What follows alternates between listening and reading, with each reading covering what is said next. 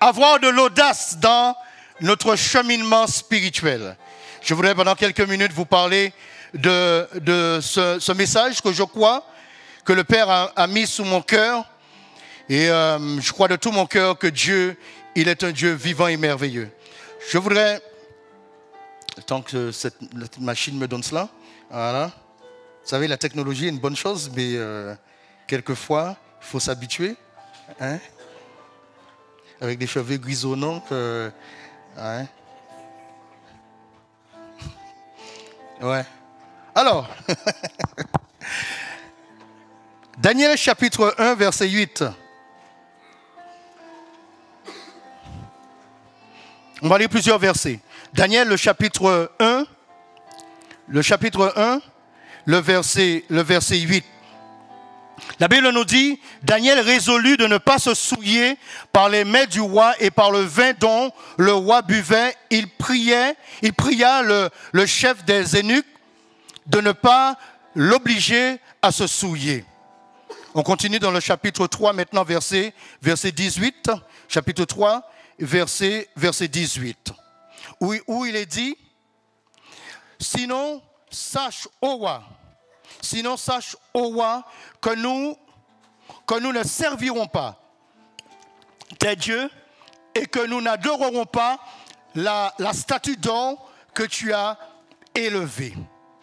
Et le chapitre 6, pour terminer, chapitre 6, verset 10, où il est dit que lorsque Daniel sut que le décret était écrit, il se retira dans sa maison où les fenêtres de la chambre supérieure étaient ouvertes dans la direction de Jérusalem, et 3 fois le jour, il se mettait à genoux, il priait et il louerait son Dieu comme il le faisait auparavant. Béni soit son nom. L'audace, avoir de l'audace dans notre cheminement spirituel.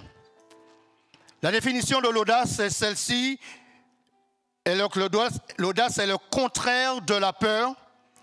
Être audacieux implique une volonté de faire les choses malgré les risques. Ce dont nous parlerons ce matin, c'est ce dont nous parlerons ce matin. Car dans notre cheminement spirituel, bien-aimés, nous avons besoin d'être des personnes audacieuses. Des chrétiens qui ne reculent pas devant l'offensive de l'ennemi. Vous me permettez? Je me mets en position de guerrier. Amen. Merci David.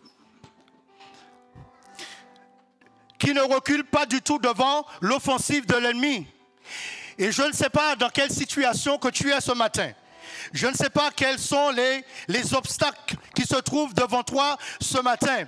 Mais je voudrais te dire que tu as besoin d'être déterminé.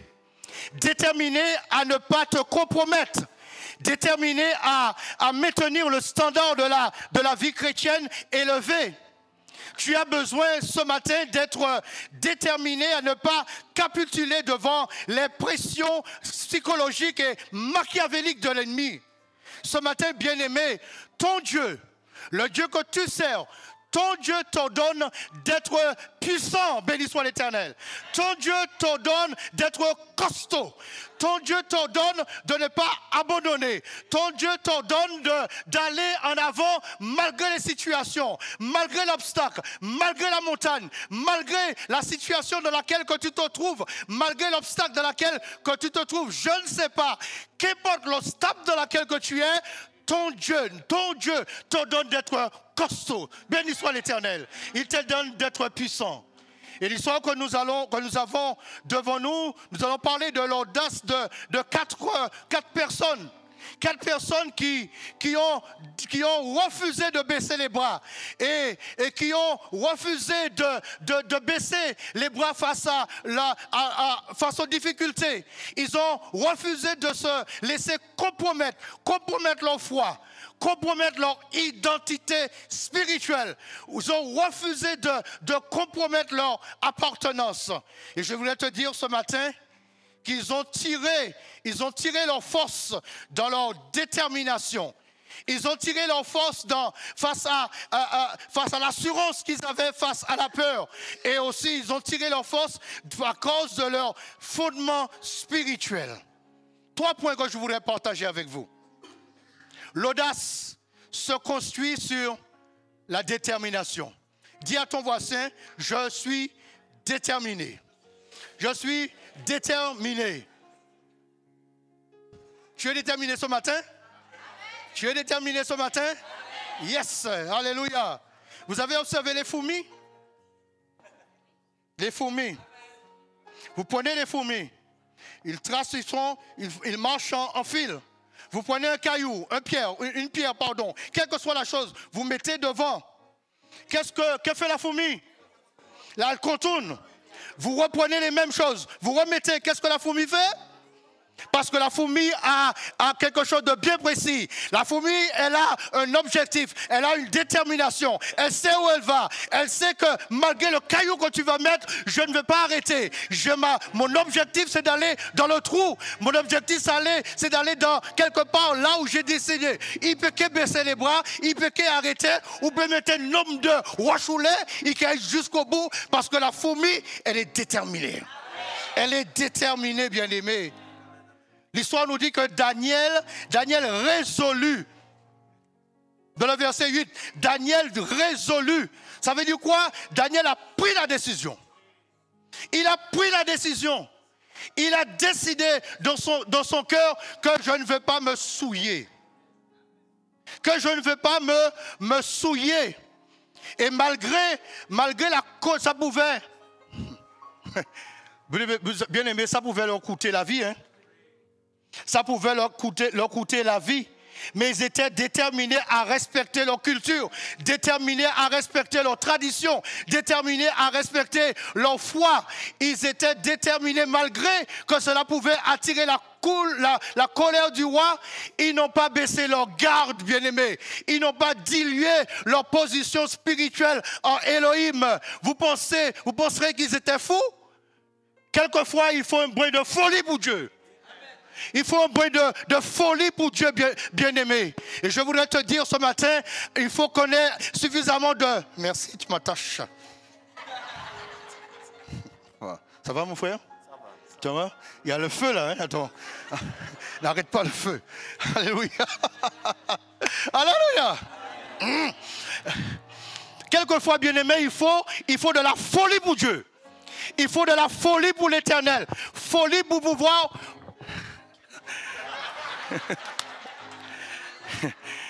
Alléluia. Folie pour prononcer des paroles prophétiques. Je voudrais vous booster ce matin.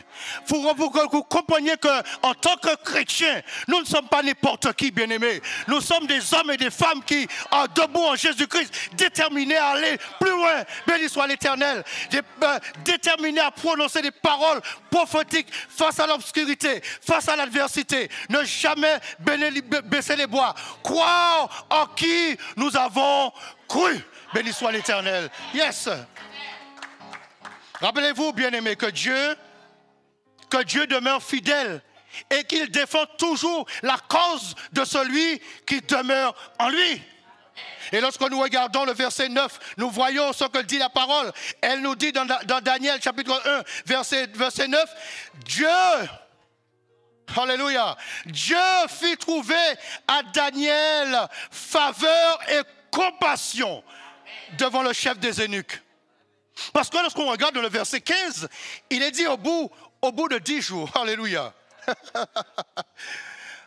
ou bien moins 20 en parler, ou bien moins 20 en vépaille.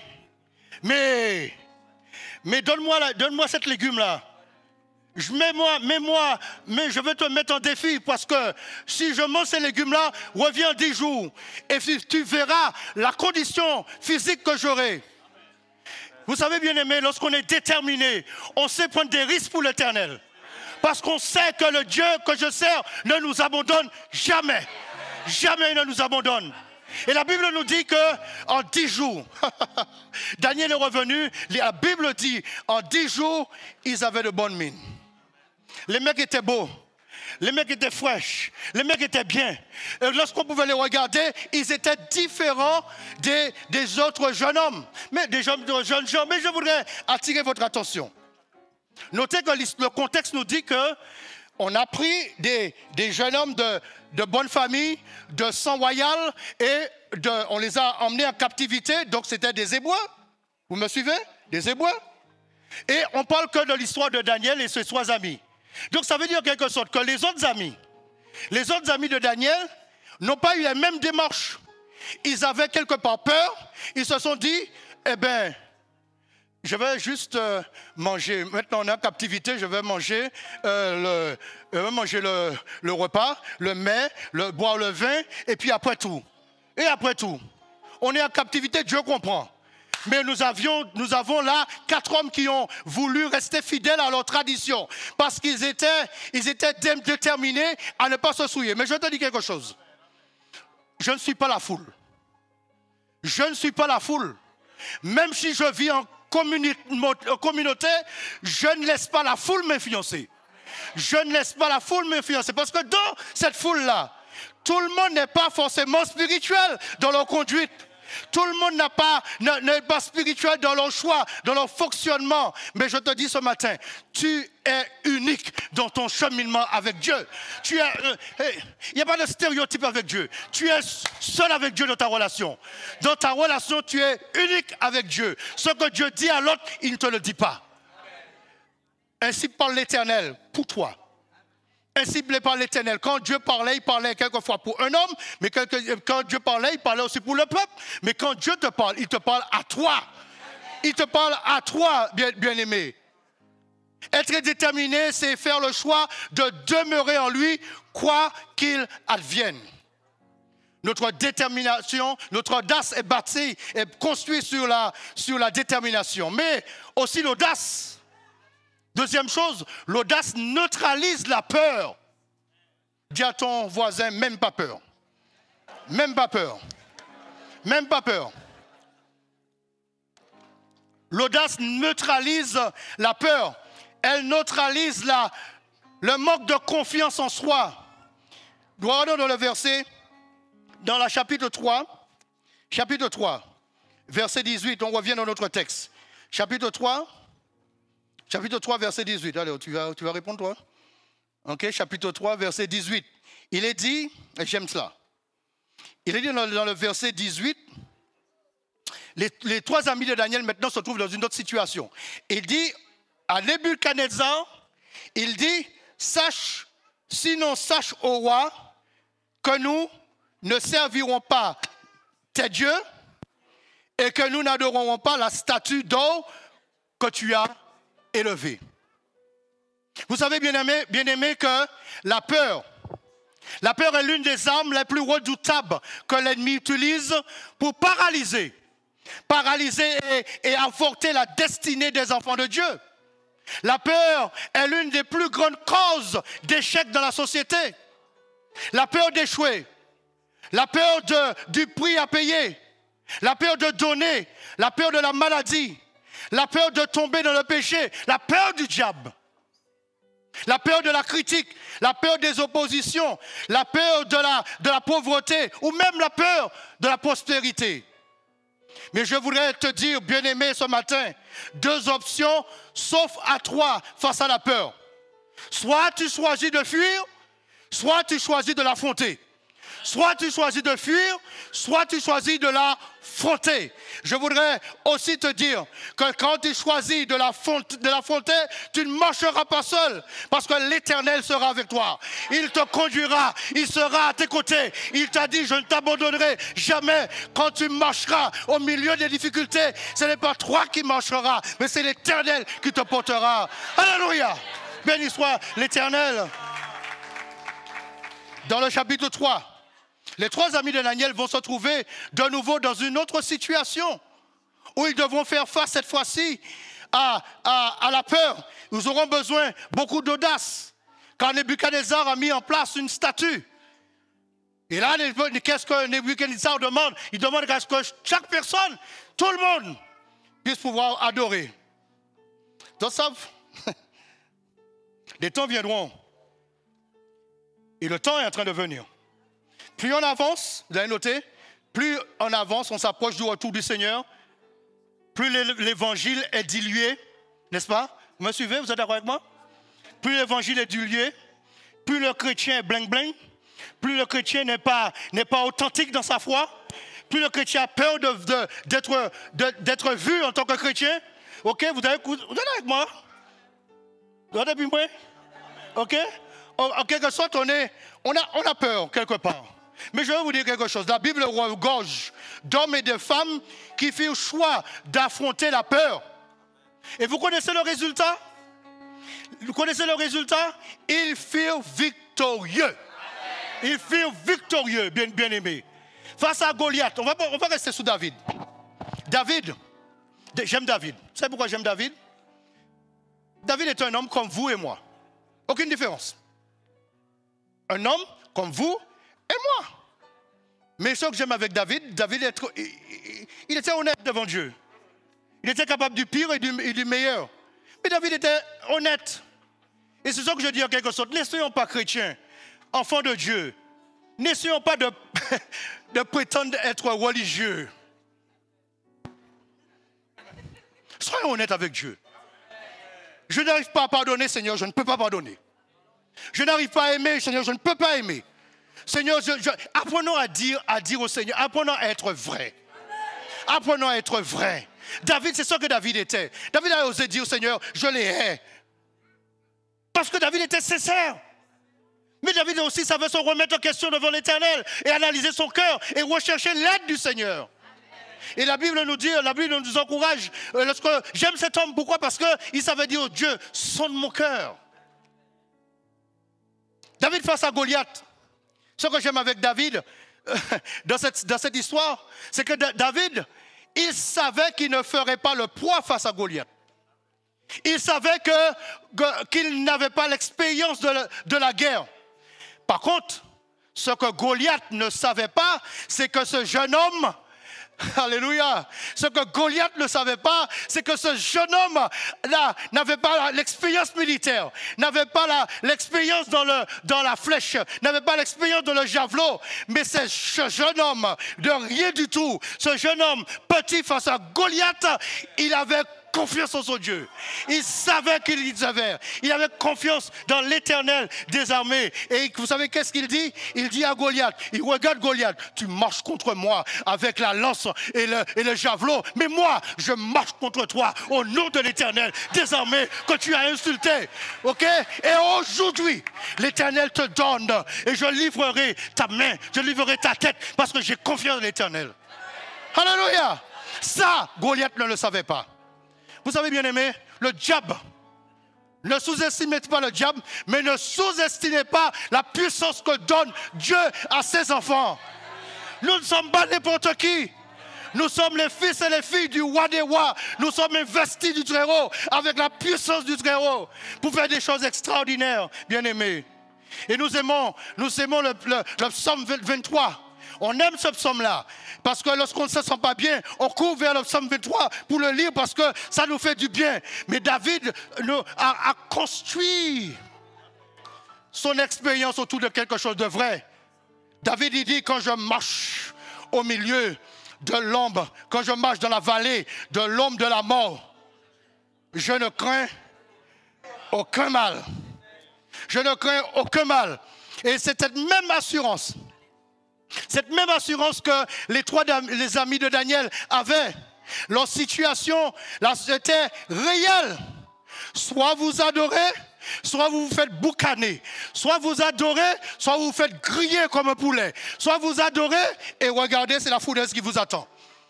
En connaissant l'autre chrétien qui était gay, peut-être même moi aussi. Vous comprenez ce que je veux dire? Et notez qu'ils n'ont pas, et chaque jour je remercie le Seigneur car on peut nous inspirer de leur détermination aujourd'hui. Ce que j'aime, c'est qu'ils n'ont pas tergiversé et leur réponse était sans appel un non. Un non, bien-aimé. Et tu as besoin quelque part aussi dire non à l'ennemi. non à la situation, non à mon épreuve, non à cela. Je ne baisserai pas les bras parce que j'ai confiance en mon Dieu. Alléluia. Et quelque part, lorsque je regarde, ils disent, et même si Dieu ne me délivre pas, je ne vais pas t'adorer. Ça, c'est la détermination, l'audace. Même si Dieu, supposons que Dieu ne va pas me délivrer, je ne vais pas marcher dans l'impureté. Supposons que je dois mourir, je ne marcherai pas dans l'impureté. Supposons que Dieu ne me lève pas, je ne baisserai pas les bras. Vous savez, bien-aimé, ça c'est l'audace, bien-aimé.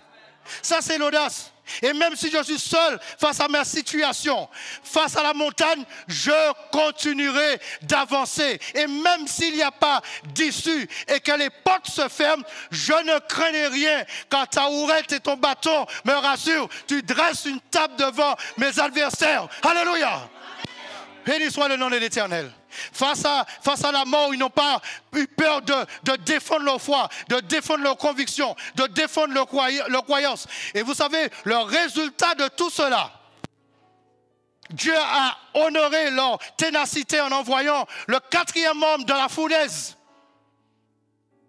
Mais plus que cela, quand Dieu te dit que je veux te défendre, il tient promesse, bien-aimé.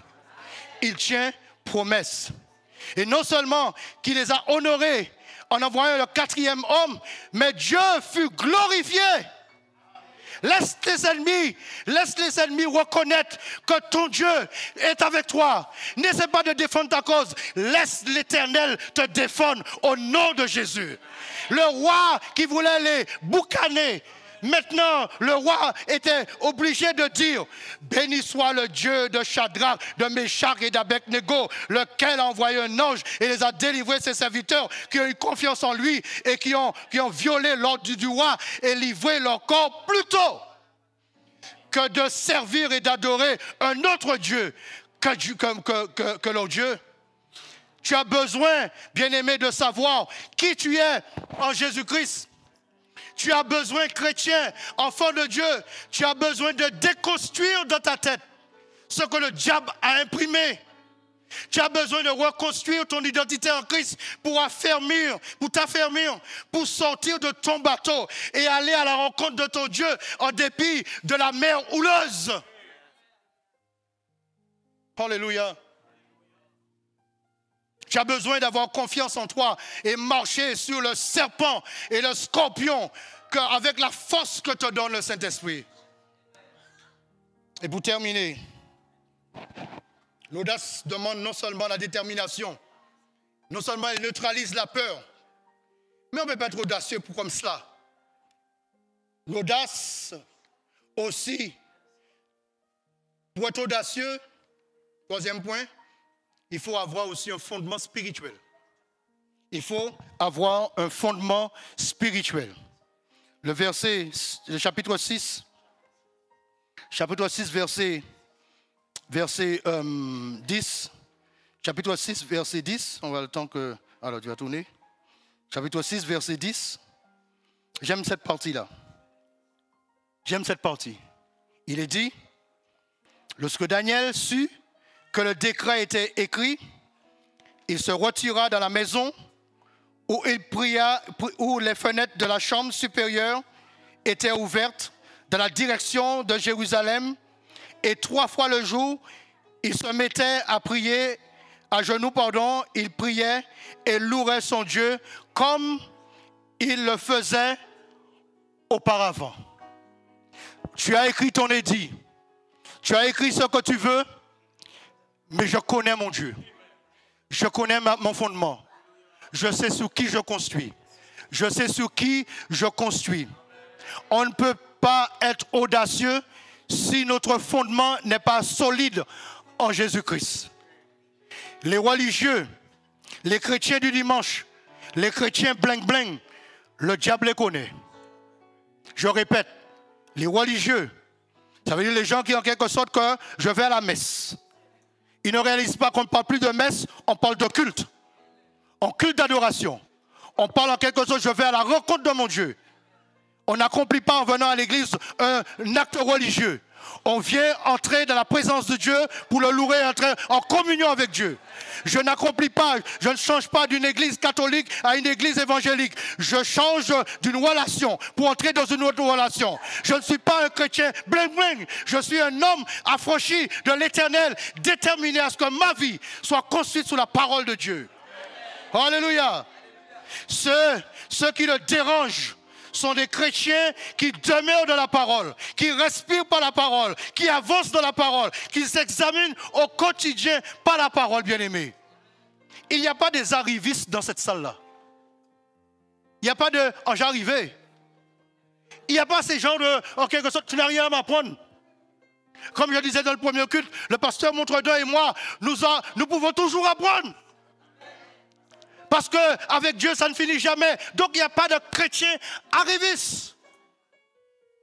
On a besoin d'être au pied du maître pour recevoir de lui au quotidien l'enseignement, la force, la sagesse pour cheminer, bien-aimé. Et là, on se trouve dans une nouvelle histoire où Daniel, on a écrit un décret pour attaquer Daniel. On a écrit un décret pour souiller Daniel. Et la Bible nous dit que Daniel n'a pas dérogé. La jalousie. La jalousie. Et vous savez que ça existe dans l'église. Ça existe parmi nous, malheureusement. La jalousie.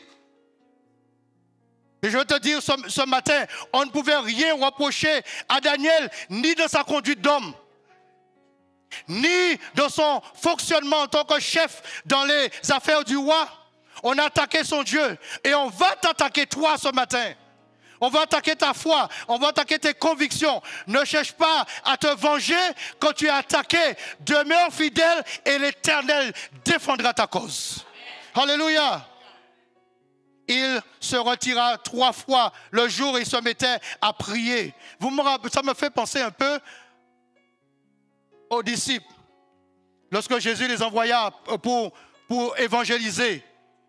L'histoire nous dit qu'ils partirent et lorsqu'ils revinrent, ils commencèrent à dire à Jésus, Seigneur, on a fait des miracles. Il fallait voir que les gens s'étaient délivrés. Les aveugles voyaient. Il y avait des choses extraordinaires qui se faisaient. Il y avait des choses grandes, Seigneur. Si tu savais ce que nous avons fait en ton nom. Et ils se disaient, ils parlaient, se réjouissaient des choses extraordinaires qu'ils ont fait. Et Jésus était tout simplement debout là. Et Jésus les regardait. Et Jésus lui disait, j'imagine, tout ça c'est bien. Mais ce qui est important, c'est que votre nom est inscrit dans le livre de vie.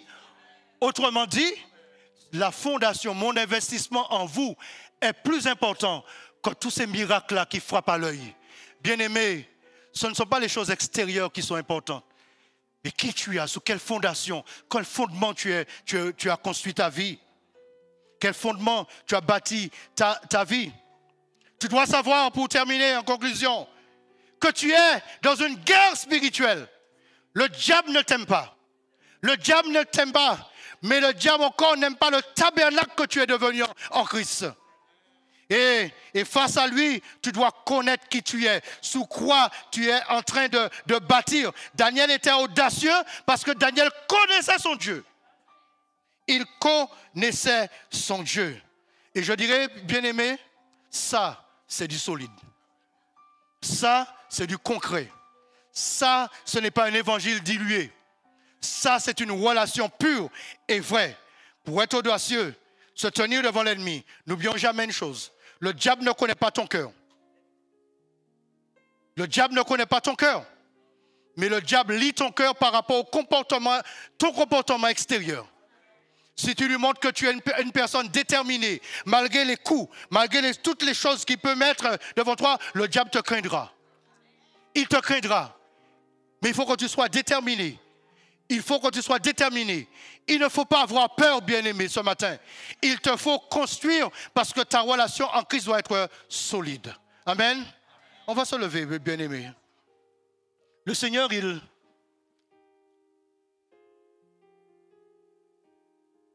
je ne sais pas.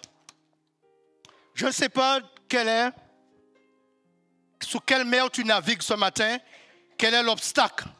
Ça peut être tes enfants, ça peut être ton travail, Ça peut être un péché caché. Ça peut être quelque chose qui te lie, qui te tient.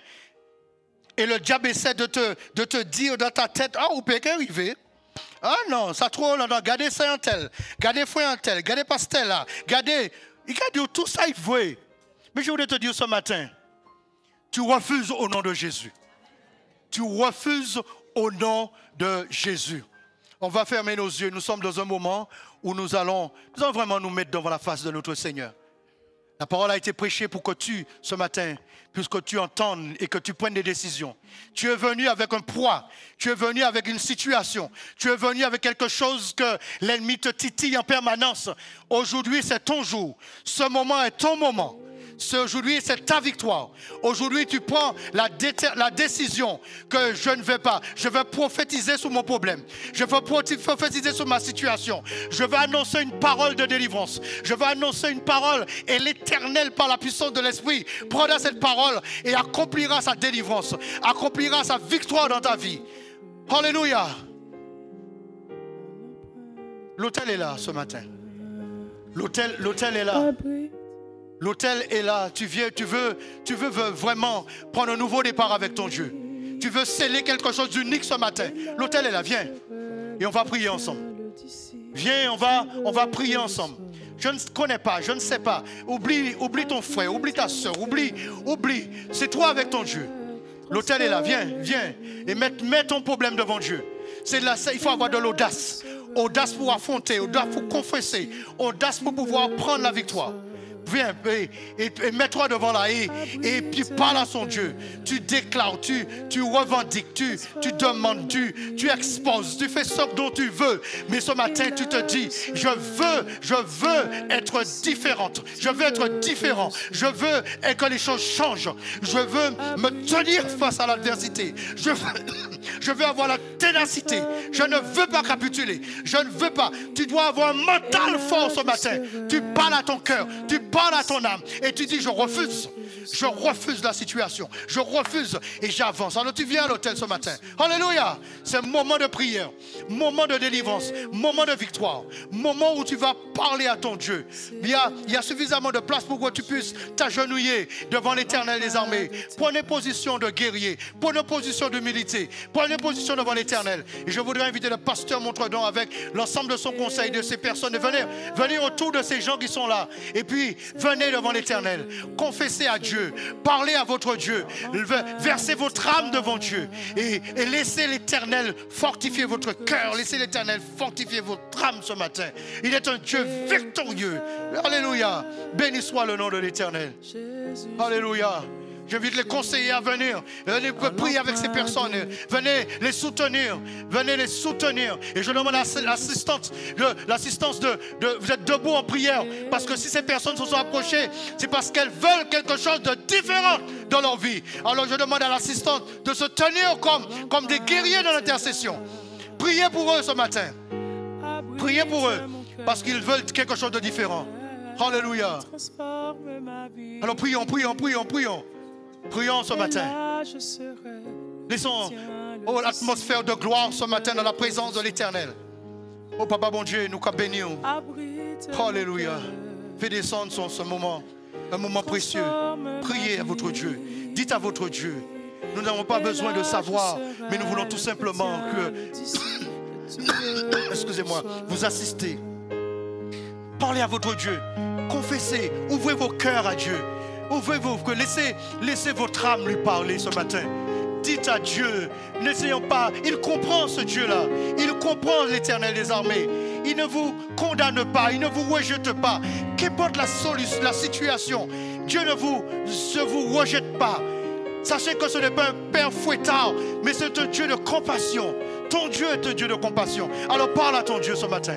Parle-le, explique, défends ta cause devant lui. Parle à son Dieu. Dis-lui, voilà, tu connais, tu sais la situation dans laquelle je me trouve. N'aie pas peur à parler à ton Dieu. Oh, parle à ton Dieu, parle. Dis à ton Dieu.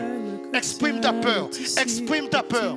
La situation qui peut-être te fait peur, exprime à ton Dieu. Et dis, Seigneur, ce matin, tu me donnes le courage, l'audace de me tenir debout et d'avancer. Alors ce matin, il te donne, il te relève. Alléluia, Seigneur, tu assistes. Le Saint-Esprit, tu assistes. tu assistes ton peuple. Oh, je prie que tu assistes ton église. Je prie que tu assistes tes enfants. Je prie que tu les assistes. Entends leur cœur. Alors entends mon cœur, ton esprit, mon esprit qui te loue, Seigneur. Entends mon chant d'amour, oh Seigneur, ce matin. Oh, entends les cœurs ce matin. Oh Seigneur, comment exprimer et comment décrire un amour si puissant. Oh, ce matin, tu entends les cœurs, tu entends les âmes, Seigneur. Tu entends l'expression de ton peuple qui souffre et qui a besoin de toi, Seigneur. Tu entends. Alors parlez à votre Dieu. Parlez, exprimez avec force. Dites à votre Dieu ce matin. Il entend, il t'entend ce matin. Il ne te rejette pas, il ne te condamne pas. Mets des mots M-O-T-S sous tes mots M-A-U-X ce matin et laisse l'Éternel t'imprégner. Laisse l'Éternel t'imprégner. Mets des mots sous ton problème. Mets des mots sous ta difficulté. Dieu comprend, il connaît et il va te soutenir. Alléluia. Jamais Dieu n'abandonne. L'ennemi te fait contraire, te le dit, mais c'est le contraire. L'Éternel est fidèle. Alléluia. Prie jusqu'à ce que tu ressentes au fond de toi l'assurance qu'il m'a entendu. Alléluia. Alléluia. Alléluia. Alléluia. Alléluia, Seigneur. N'entre pas dans un lundi avec la faiblesse, mais rentre dans un lundi avec la force que l'Éternel te donne. Tu rentres dans un lundi avec la force que l'Éternel. Une semaine bénie. Une semaine bénie. Une semaine bénie. Déclare ta semaine victorieuse. Déclare chaque jour de la semaine une semaine victorieuse. Les jours victorieux. Parce que les choses s'arrêtent maintenant. Et tu pars comme une personne renouvelée en Christ. Active ta foi.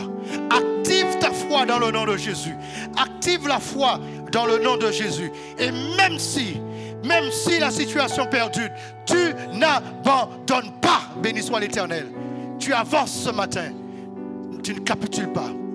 Tu es un guerrier. Tu es une guerrière de l'Éternel. Alléluia. Oh, alléluia. Béni soit le nom de l'Éternel.